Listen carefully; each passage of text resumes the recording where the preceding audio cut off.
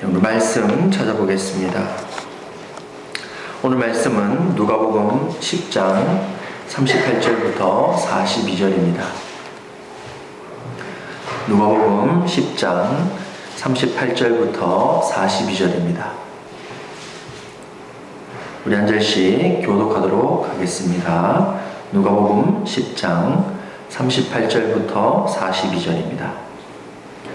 그들이 길 갈 때에 예수께서 한 마을에 들어가시매 마르다라 이름하는 한 여자가 자기 집으로 영접하더라. 내게 마리아라는 동생이 있어 이제 같이 앉아 그 말씀하였더니 마르다는 준비하는 일이 많아 마음이 분주한지라 예수께 나아가 이르되 주여 내 동생이 나 혼자 일하게 두는 것을 생각하지 아니하시나이까 그를 명하사 나를 도와주라 하소서. 주께서 따라이르시되 마리아야 마르다야 내가 하나님의 영광을 원하시나나. 같이 읽겠습니다. 몇 가지만 하든지 혹 한 가지만이라도 족하니라. 마리아는 이 좋은 편을 택하였으니 빼앗기지 아니하리라 하시니라. 아멘. 오늘 본문 관련된 성화는 요하네스 베르메르의 마르다와 마리아 집에서의 예수라는 성화입니다. 오늘 본문처럼 예수님의 말씀을 마리아가 발치해서 듣고 있고 마르다가 와서 이제 질문하는 장면입니다. 제가 이제 마음이 분주하고 일이 많으니까 동생한테 명해서 내 일을 돕도록 말씀해 주십시오. 이렇게 말하는 장면을 묘사한 성화입니다. 이 성화를 생각하면서 오늘 본문 함께 나누었으면 좋겠습니다. 네, 우리는 교회력 후반기 연중 시기를 배우고 있습니다. 후반기는 예수님의 말씀, 예수님의 삶을 묵상하고 그 말씀을 통해서 나의 주님 되신 주님을 기억하고 고민하고 또 찬양하고 영광을 돌리는 그런 후반기 주간이라고 볼 수 있습니다. 오늘 본문은 지난주 본문 선한 사마리아인 본문에 이어지는 본문입니다. 이 선한 사마리아인 비유와 그리고 오늘 나오는 이 마르다에 관련된 내용은 사복음서 중에 누가복음에만 기록된 특별한 이야기라고 볼 수 있습니다. 그리고 오늘 본문은 설교를 할 때 많이 오해해서 설교를 하는 내용이기도 합니다. 오늘 나오는 이 봉사하는 마르다가 잘못된 것인가, 혹은 이 예수님 발치에서 예수님의 말씀을 듣고 있었던 마리아만 믿음이 있는 것인가, 이렇게 오늘 본문을 바라보면 오해할 수 있는 내용들이 다분합니다. 그래서 오늘 본문을 우리가 함께 읽었지만 오늘 본문을 제대로 파악하기 위해서는 세 가지를 알아야 됩니다. 첫 번째는 뭐냐면 마르다와 마리아가 원래 어떤 인물이었는가, 이걸 알아야 됩니다. 그걸 알아야만 마르다가 믿음이 있는지 마리아가 믿음이 있는지 알 수 있겠죠. 두 번째는 당시에 시대적으로 문화적으로 마르다가 하는 행동과 마리아가 하는 행동을 어떤 의미가 있는지를 알아야 오늘 본문이 무엇을 말하고 있는지를 알 수 있습니다. 세 번째는 오늘 본문 앞뒤 맥락을 알아야 누가가 오늘 본문을 통해서 뭘 말하고 있는가, 예수님이 오늘 본문 말씀을 하심으로 말미암아 제자들에게 어떤 것을 요구하고 있는지를 알 수 있습니다. 먼저 첫 번째, 마르다하고 마리아가 어떤 인물인가. 우리가 마르다 마리아 그러면 여러분들 우리 사순절 기간에 한번 말씀을 전했던 기억이 있습니다. 누가복음이 아니라 요한복음에 나오는 마르다와 마리아 이야기를 제가 설교한 적이 있는데요. 거기에 보면 오늘 본문하고 상반되는 내용의 모습이 나옵니다. 요한복음 11장 11장 그리고 12장에 마르다하고 마리아 이야기가 나오는데 사건이 어떤 사건이 나옵니까? 나사로가 죽죠. 그렇죠? 나사로가 죽고 예수님께서 의도적으로 살아있기 전에, 살아있을 때 그때 일부러 가시지 않고 며칠 더 있다가 죽고 나서 가십니다. 그리고 나사로를 살려주시고 그리고 잔치를 합니다. 그리고 그 다음 장에 보면 마리아가 옥합을 깨트려서 예수님 발에 이렇게 적시는 장면이 나옵니다. 이렇게 11장 12장이 나오는데 여기 보면 나사로가 죽고 나서 베다니로 가시는데 예수님이 오신다는 소식을 듣고 나서 마르다가 나옵니다. 마리아는 나오지 않아요. 마리아는 여전히 집에 있다라고 11장 20절에 나옵니다. 마르다가 나와서 무슨 이야기를 하느냐 하면 우리 한번 같이 읽어보겠습니다. 요한복음 11장 22절. 그러나 나는 이제라도 주께서 무엇이든지 하나님께 구하시는 것을 하나님이 주실 줄을 아나이다. 이 마르다의 신앙입니다. 나사로가 죽었지만 마르다의 신앙은 뭐냐면 하나님께 구하면 하나님께서 주실 것이다. 뭘 주실 것이다? 이 오빠를 살려주실 것이다. 이런 신앙을 가지고 있었다는 겁니다. 이렇게 봤을 때는 마르다가 신앙 없는 게 아니에요. 믿음이 있었습니다. 그리고 고백합니다. 마치 베드로 고백하고 이 공간복음에 나오는 베드로의 고백하고 같은 고백을 합니다. 27절 같이 읽어보겠습니다. 이르되 주여 그라하에다 주는 그리스도시요 세상에 오시는 하나님의 아들이신 줄을 내가 믿나이다. 마르다는 굉장히 믿음 있는 여자였다라는 것을 볼 수 있습니다. 오늘 본문만 보면 마르다가 막 봉사하다가 분주해서 예수님한테 꾸중받는 장면만 보면 마르다가 믿음이 없는 것처럼 보일지 모르겠지만 마르다의 신앙이 있다. 마르다가 믿음이 있다라는 것을 볼 수 있습니다. 그리고 나서 요한복음에 보면 마르다가 마리아를 불러요. 마리아가 그냥 나오는 게 아니고요. 마르다가 이런 대화를 하고 나서 마리아를 부릅니다. 그제서야 마리아가 나옵니다. 그리고 나서 마리아가 어떻게 하냐면 예수님 발 앞에 엎드립니다. 그래서 마리아의 별명이 예수님 발 앞에 있는 여자라는 별명이 있어요. 항상 예수님 발 앞에 엎드리고 오늘도 본문에 발치 아래 앉아서 말씀을 듣고 또 요한복음 11장에 보면 옥합을 어디에 낍니까? 예수님 발에 깨고 그런 내용이 나오듯이 예수님 발 앞에 엎드려서 뭐라 말하냐면 주님이 계셨으면 우리 오빠가 죽지 않았을 것입니다 라는 것을 요한복음 11장 32절에 얘기해요. 주님께서 계셨으면 오빠가 죽지 않을 거다. 마르다의 신앙보다는 마리아의 신앙이 마치 불신앙에 가까운 것처럼 이렇게 묘사되는 내용이 요한복음에 기록됩니다. 그리고 이 말씀을 듣고 예수님께서 어떻게 하냐면 요한복음에 보면 심령이 비통해서 심령이 비통히 여겼다 이런 내용이 나와요. 이게 어떤 원어를 보면 마음이 요동됐다는 거예요. 마리아의 불신앙 때문에 마음이 요동됐다 이렇게 말하고 있습니다. 마치 오늘 본문에는 마리아가 믿음이 있고 마르다가 믿음 없는 것처럼 보이는데 요한복음에서는 마르다가 믿음이 있고 마리아가 믿음이 없는 것처럼 여겨지는 내용이 나온다라는 겁니다. 오늘 여기 본문에 보면 마르다는 영접하고 일합니다. 마리아는 예수님 발치에 앉아서 예수님의 말씀을 듣습니다. 정리를 하자면 요한복음이나 누가복음에 보면 마르다나 마리아는 누가 믿음이 있고 누가 믿음이 없느냐 이런 모습이 아니고 각자의 방식대로 각자의 신앙의 방식대로 신앙생활을 하고 있다 이렇게 이해를 하셔야 오늘 본문을 제대로 이해할 수 있는 부분이라고 볼 수 있습니다. 마르다는 마르다대로 마리아는 마리아대로 예수님을 사랑했고 예수님을 향한 신뢰, 믿음이 있었다 이렇게 이해를 하시면 좋을 것 같습니다. 두 번째, 시대적이고 문화적인 상황을 보시면 좋을 것 같아요. 당시에는 성경이 있는데요. 당시에 말하는 성경은 가장 보수적으로 말하면 창세기부터 해서 신명기, 모세오경이 보수적인 성경이라고 말했습니다. 이건 이제 사두개인들이 믿었던 성경이고요. 바리새인들은 거기에다가 예언서가 추가된 성경을 믿었습니다. 그리고 성경 외에 성경만큼 권위 있었던 문헌 책이 있었는데 이게 뭐냐면 미시나라는 책입니다. 이 미시나는 뭐냐면 구전으로 입에서 입으로 전달되어져 온 율법을 이야기합니다. 문서에 기록된 율법은 성경, 모세오경이고요. 문서에 기록되지 않았지만 구전으로 내려오는 율법. 이 구전으로 내려온 율법이 뭐냐면 우리 이렇게 생각하시면 좋을 것 같아요. 밥 먹을 때 밥상머리에서 다리 떨면 안 된다. 집안의 어른이 먼저 숟가락을 들어야 그 다음 나머지가 숟가락을 들 수 있다. 이건 구전으로 내려오는 규칙이죠. 그렇게 이해하시면 좋을 것 같습니다. 이 미시나에 뭐라고 기록이 되어 있냐면 우리 같이 한번 읽어보겠습니다. 너의 집을 현자들의 모임 공간이 되게 하라. 그리고 현자들 앞에 앉아서 목이 마른 사람처럼 그의 가르침을 마시라. 이 미시나 구전으로 내려온 율법이에요. 당시에는 다른 누구보다도 하나님의 말씀을 배우고 그 하나님의 말씀을 가르치는 사람을 영접하는 것이 굉장히 삶의 중요한 가치라고 생각을 했었습니다. 그래서 예수님께서 가르치시는데 예수님께서 어떻게 가르치셨냐?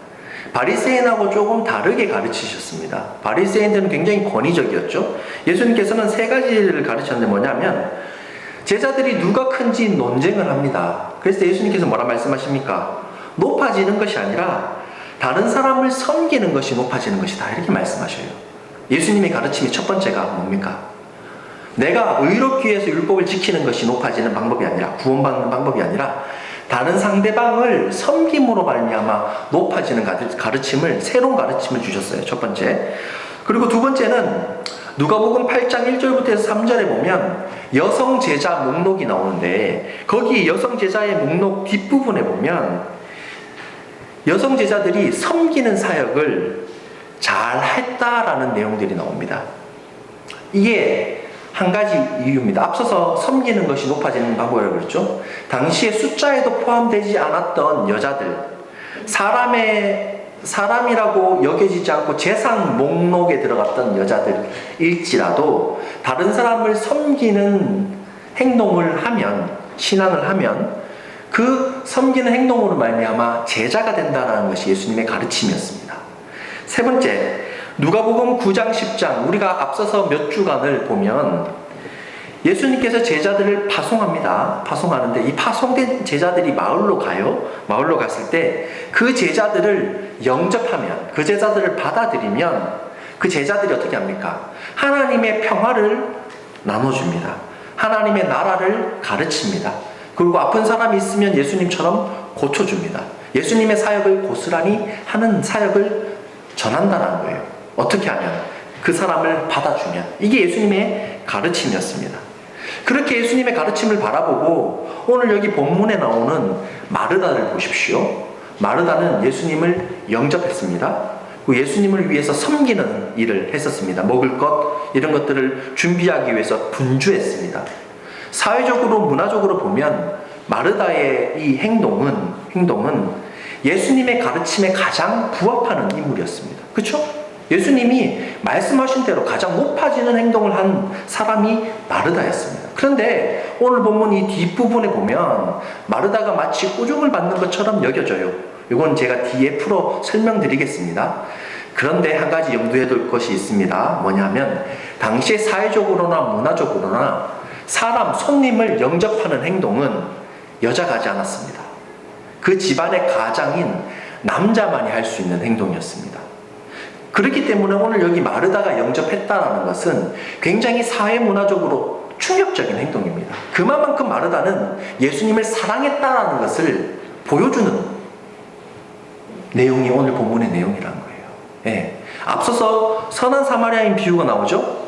선한 사마리아인 비유에 보면 사회적인 관습 아래서 자기가 부정하게 될까봐 레위인이나 제사장은 강도당한 사람을 피해서 도망갑니다. 근데 오늘 본문에 보면 마르다는 사회적인 어떤 문화, 이것을 뛰어넘어서 예수님을 받아들이고 예수님을 섬기려고 했다는 것을 볼 수 있습니다. 이렇게 보면 마르다는 그냥 우리가 21세기의 눈으로 보면 마르다는 그냥 봉사했구나, 그러다가 꾸중받았구나, 이렇게 이해될지 모르겠지만 당시 시대적인 이해를 하고 마르다를 보면 마르다는 굉장히 믿음이 있었던 여자예요. 사람들이 어떤 손가락질을 할지라도 마르다는 예수님을 받아들이고 예수님을 위해서 섬기려고 노력했던, 예수님의 가르침에 가장 부합됐던 그런 한 인물이라고 볼 수 있습니다. 오늘 보면 38절에 그렇습니다. 그들이 길 갈 때에 예수께서 한 마을에 들어가심에 마르다라 이름하는 한 여자가 자기 집으로 영접했다. 이거는 당시 시대에서는 있을 수 없는 일을 마르다가 했다는 거예요. 마르다는 믿음이 있다. 그런데 이 마르다보다 더 충격적인 내용이 뒤에 나옵니다. 바로 마리아의 모습입니다. 마리아가 어떻게 합니까?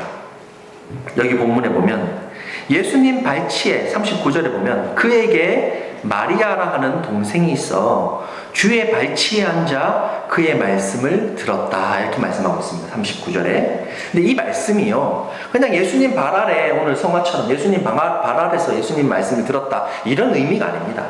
발치 아래 앉았다는 것은 어떤 것을 이야기하냐면 사도행전 22장 3절에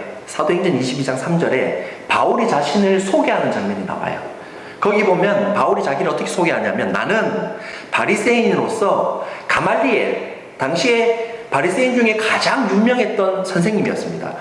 가말리엘의 문하로 있었다 이런 표현이 나와요. 근데 이 문하로 있었다는 이 표현이 원어로 보면 발치 아래 앉아 있었다는 표현이에요.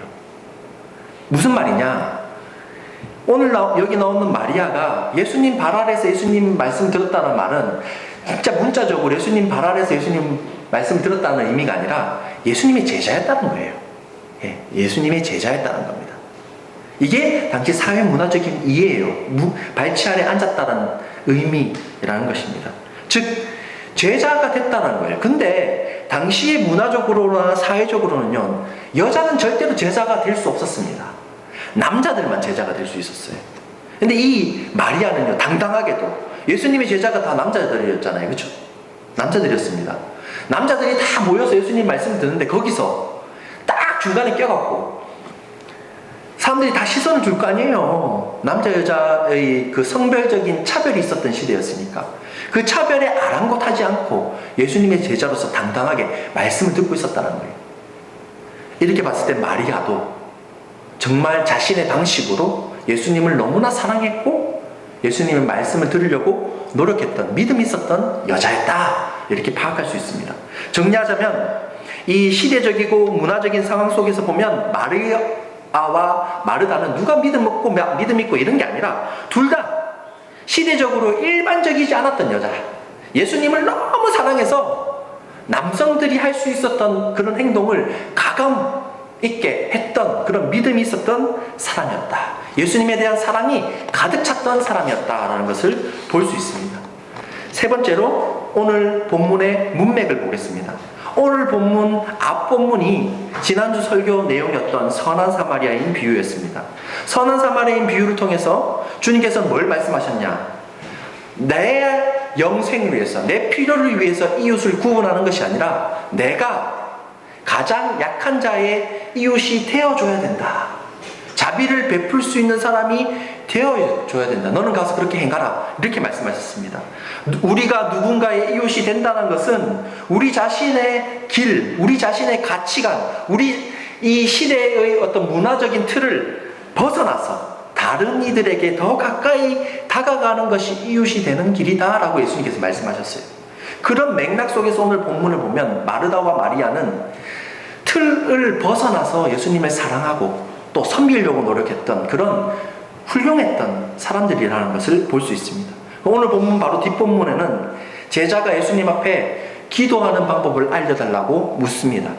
예수님께서 가르쳐 주신 내용이 뭡니까? 우리가 항상 기도하는 주기도문의 내용이에요. 근데 여러분 어차피 다음 주 본문 이 주기도문 내용이 설교 내용이니까 간단히만 제가 하고 넘어가겠습니다. 왜냐하면 자세하면 다음 주에 설교할 내용이 없어지니까요. 근데 이 기도를 묻는데 이 질문이 이상한 질문이에요. 제자가 기도하는 방법 알려달라는데 당시에는요, 기도하는 방법이 너무 잘 되어 있었습니다. 그래서 이 제자가 묻는 방법은 기도하는 방법을 알려달라는 것인 동시에 예수님이 원하시는 가치, 그 삶이 무엇인지를 물었던 거하고 똑같은 거예요. 예수님께서 뭐라고 대답하시냐면 당시에는요, 기도문 가운데 하나님께 영광 돌리는 내용들이 많이 있었어요. 근데 예수님께서도 주기도문을 통해서 하나님께 영광을 돌리는 내용이 나오는데 다른 점은 뭐냐면 그 하나님이 멀리 있는 분이 아니라 아버지, 아빠, 친밀하신 분으로 묘사하고 있다는 거예요. 또 하나님 나라가 빨리 오기를 바라고 있고 제일 중요한 것은 뭐냐면 누군가를 하나님 앞에 죄를 용서해달라는 내용은 원래 유대인 기도에 나옵니다. 근데 거기에는 해야 될 행동이 하나가 더 추가됩니다. 뭐냐면 내가 먼저 내게 죄 지은 사람을 용서해줘야만 하나님께서 용서해 주실 거다라는 내용이 나와요.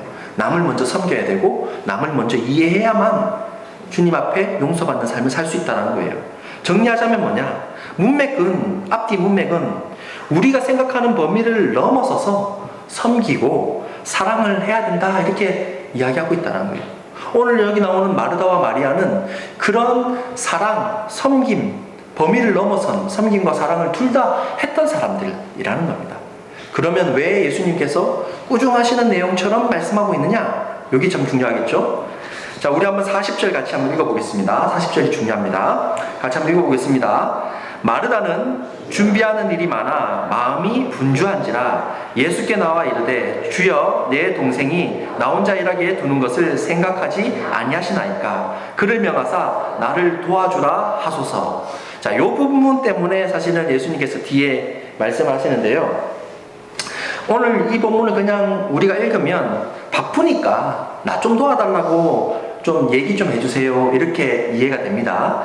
그런데 오늘 본문을 원어로 이렇게 파악을 해보면 헬라어가요 굉장히 자세하게 그 사람의 어떤 심리적인 상황이나 행동이나 이런 것들을 풀 수 있는 그런 언어 중에 하나입니다. 그래서 성경을 헬라어로 적었다, 신약 성경을 헬라어로 적었다는 것은 굉장히 우리에게는 굉장히 큰 축복 중에 하나입니다.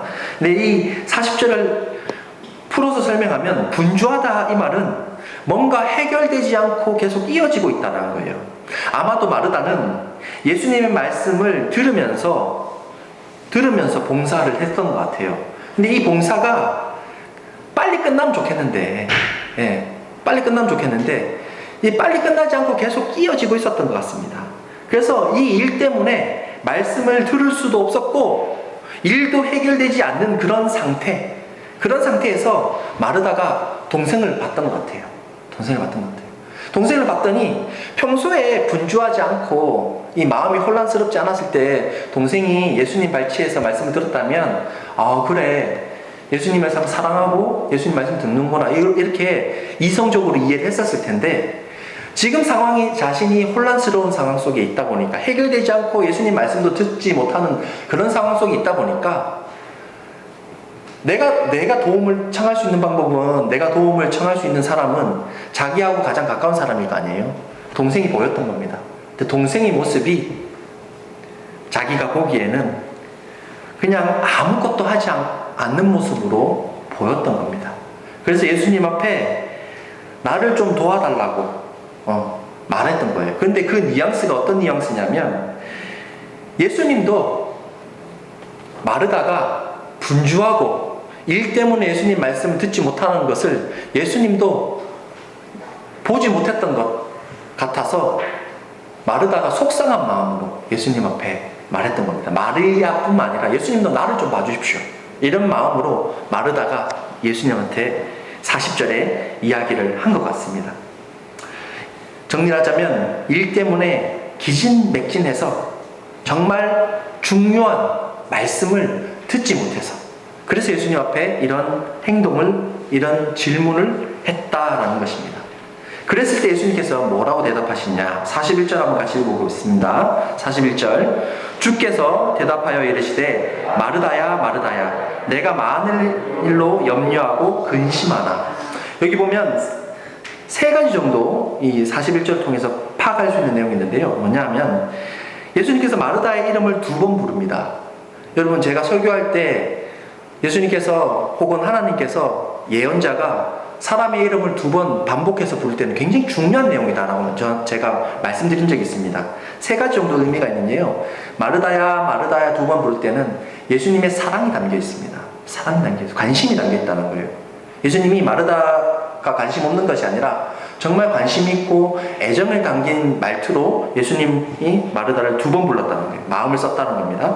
그리고 내가 하는 말, 이제 앞으로 41절, 42절을 통해서 하시는 말씀이 굉장히 중요한 이야기다라는 것을 말씀하기 위해서 예수님께서 마르다를 2번 불렀습니다.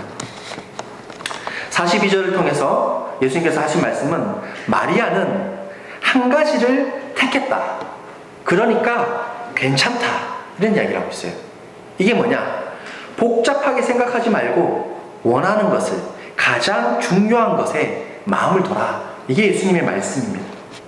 정리를 하자면 오늘 본문은 마르다가 잘못됐고 마리아가 믿음 있다라는 내용이 아니에요. 둘 다 예수님을 사랑하는 마음으로 자신의 방식대로 움직였습니다. 하지만 마르다가 자신의 방식, 자신의 방식이 뭡니까? 예수님을 사랑하는 마음으로 섬기려고 했던 그 방식이죠. 사랑을 가지고 한 행동이 당위성을 잃어버린 거예요. 당위성을 잃어버린 거예요. 이게 중요한 겁니다. 여러분들 이걸 기억하셔야 돼요. 우리가 어떤 행동을 합니다. 신앙생활 합니다. 봉사도 합니다. 봉사하는 거 중요합니다. 굉장히 중요합니다. 왜? 코이노니아, 교회를 교제하게 만드는 가장 중요한 행동 중에 하나이기 때문에 선한 사마리아인 비유에서 선한 사마리아인이 강도당한 자를 위해서 섬겼던 그 섬김이 중요합니다. 봉사는 중요해요. 중요한데 거기에 본질을 잃어버려서는 안 됩니다. 본질을 잃어버려서는 안 돼요. 예수님이 말씀하신 것이 바로 그겁니다. 당위성을 잃어버렸기 때문에 예수님께서 마르다한테 물은 것입니다. 네가 지금 잃어버린 거에 있는 것 같아. 네가 지금 여러 가지 일을 하는데 정말 중요한 것이 뭔가를 네가 잃어버린 것 같아. 그게 뭐냐? 그게 뭐냐? 이게 예수님이 마르다한테 한 이야기입니다.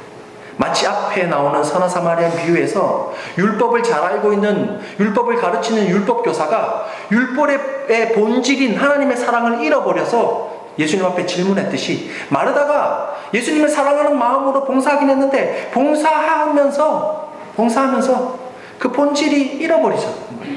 잃어버리신 거예요. 그게 지금 중요하다는 겁니다. 마르다는 주님을 섬긴다는 것 이전에 뭘 잃어버렸냐? 예수님께서 마르다를 만나러 오셨다는 것을 잃어버린 것 같아요. 이게 중요한 겁니다. 예수님께서 마르다를 섬기기 위해서 마르다를 찾아오신 것을 마르다가 잃어버린 것 같아요. 이게 중요한 겁니다. 우리의 삶을, 우리의 신앙을 돌아보십시오. 내 육신이 아프고 마음이 혼란스럽습니다. 내 자식 문제 때문에, 부부 관계 때문에, 여러 가지 사람들의 어떤 사회적인 어떤 일들 때문에, 내 직장 문제 때문에 혼란스러운, 우리가 너무 바쁜 세상을 살아갑니다. 살아가다 보니 우리의 신앙이 습관적으로 될 때가 있고, 기도하고 성경을 읽는데 이 마음이 공허할 때가 있어요. 예수님께서 오늘 우리에게 똑같이 마르다에게 하신 말씀을 하실 겁니다. 뭐냐? 가장 중요한 걸 잃어버린 거 아니니? 그건 주님이 나를 찾아오신 거. 주님이 나를 섬기시기 위해서 이 땅 가운데 오신 거. 나를 자녀로 삼아주신 거. 그걸 통해서 내 마음이 충만해져야 그 기쁨으로 성경을 읽을 수 있는 거고, 기도할 수 있는 것이고, 그리고 또 봉사할 수 있는 것이라는 거예요. 우리 동명형제 오늘 두 번째 찬양 후렴 부분 한번 켜주세요.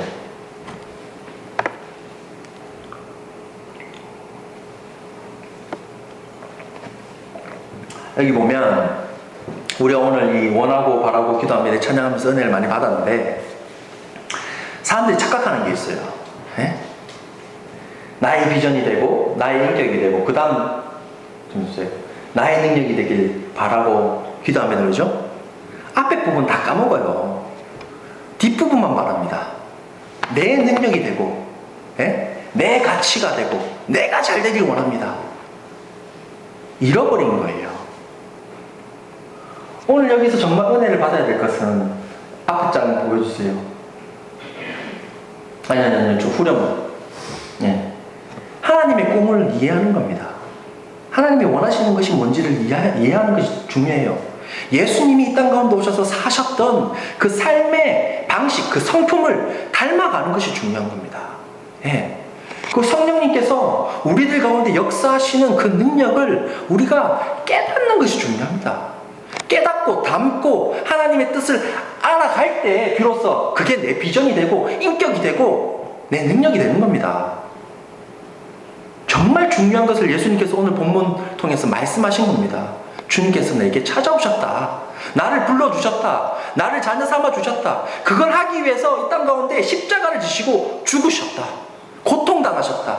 십자가를 지셨다. 나를 섬기기 위해 이 땅 가운데 오셨다는 것을 우리가 잃어버리면 모든 것을 잃은 것과 같다라는 것입니다. 주님께서 있는 그대로 우리를 보시고 기뻐하시고 이 땅 가운데 오시고 우리를 섬기고 계시고 지금도 우리와 함께하고 계시다. 이 은혜를 내가 깨달을 때 그 은혜를 힘입어서 나는 위로를 얻고 기쁨을 누릴 수 있고 누군가를 사랑할 수 있는 삶의 여유를 가질 수 있습니다. 내가 바쁜데 억지로 누구를 사랑할 수 있습니까? 여기 나온 선한 사마리아인처럼 누구를 섬길 수 있습니까? 절대 할 수 없어요. 그렇게 섬기면, 그렇게 봉사하면, 그렇게 살아가면 지칩니다. 내가 넘어져요. 내가 힘들어요. 내가 괴롭습니다. 그래서 큰 교회 가면요, 가면 쓰고 신앙생활하는 사람들 너무 많아요. 너무 힘들고 지치는데 누구한테 말도 못해요. 근데 이렇게 해야 믿음 있는 것처럼 여겨집니다. 아무 의미 없다는 거예요. 마르다처럼 그냥 분주할 뿐입니다. 예수님께서 말씀하셔요. 중요한 것 한 가지를 네가 잊어버리고 있구나. 내가 누구인지, 그 누군가가 너를 찾아왔다는 그 사실을 네가 잊어버리고 있구나. 우리가 그것을 고민하셔야 됩니다. 나를 찾아온 주님이 내게 뭘 원하시는가? 그 주님이 어떤 분이신가? 그 주님이 나의 삶 속에서 나를 어떻게 도와주셨는가? 그 은혜 속으로 돌아가셔야 돼요. 그 은혜를 누려야만 그 기쁨을 통해서 누군가를 섬길 수도 있고 누군가를 사랑할 수도 있는 것입니다. 오늘 본문이 바로 그것을 말씀하고 있습니다. 제가 설교 제목을 좋은 편을 택하였으니 빼앗기지 아니하리라 라고 정한 이유도 바로 여기에 있습니다. 우리의 삶에서 주님께서 베푸신 은혜를 떠나지 않고 그것을 누릴 수 있는 도토리 가족들이 되길 원합니다. 그 은혜를 힘입어서 살아갈 수 있는 우리들이 되길 원합니다. 그것이 이 땅 가운데 하나님 나라의 백성으로 파송된 제자로서의 삶의 시작입니다. 신학의 시작입니다. 억지로 살아가지 마십시오. 주님의 사랑을 누리십시오. 그 은혜를 누리십시오. 가만히 있는다고 주님이 은혜를 채워주는 거 아닙니다.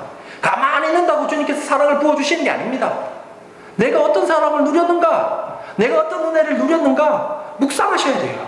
묵상하셔야 돼요. 기도하셔야 돼요. 하나님 뜻을 들으려고 노력하셔야 돼요. 채워집니다. 그 채워진 것을 통해서 살아갈 수 있는 그런 우리들이 되길 소원합니다. 기도하겠습니다. 사랑해 주님 감사합니다. 주님, 우리가 인생을 살아갑니다. 근데 이 인생은 너무나 바쁘고 때로는 너무나 지치고 어떤 것이 주님의 뜻인지도 알지 못하고 살아갈 때가 많이 있습니다. 그래서 주님께서 우리에게 찾아오시고 우리를 자녀로 삼아주시고 우리를 너무나 사랑하셔서 성령 하나님을 통해서 매일매일 우리를 위해서 간구하고 계신 것을 잊어버리고 살아갈 때가 많이 있습니다. 아이처럼, 율법 교사처럼 어떻게 하면 영생을 얻을 수 있습니까? 누가 와서 나를 좀 도와줬으면 좋겠습니다. 이렇게 어린아이와 같은 기도를 할 때가 많이 있습니다. 다시금 겸손하게 엎드리고 다른 누군가가 아니라 나를 찾아오신 세상을 창조하신 하나님, 그 하나님의 은혜를 누릴 수 있는 우리들이 되길 원합니다. 주님, 그 은혜로 말미암아 이 마음 가운데 진심의 찬양이, 이 마음 가운데 기쁨이 넘치길 원합니다. 이 마음 가운데 평화가 가득 차서 그 평화를 나누며 살아갈 수 있는 우리들이 되길 원합니다. 성령 하나님, 우리를 붙들어 주시옵소서. 우리 마음 가운데 함께하여 주시옵소서. 감사드리며 예수님의 이름으로 기도드립니다. 아멘. 우리 찬송가 410장 찬양드리겠습니다.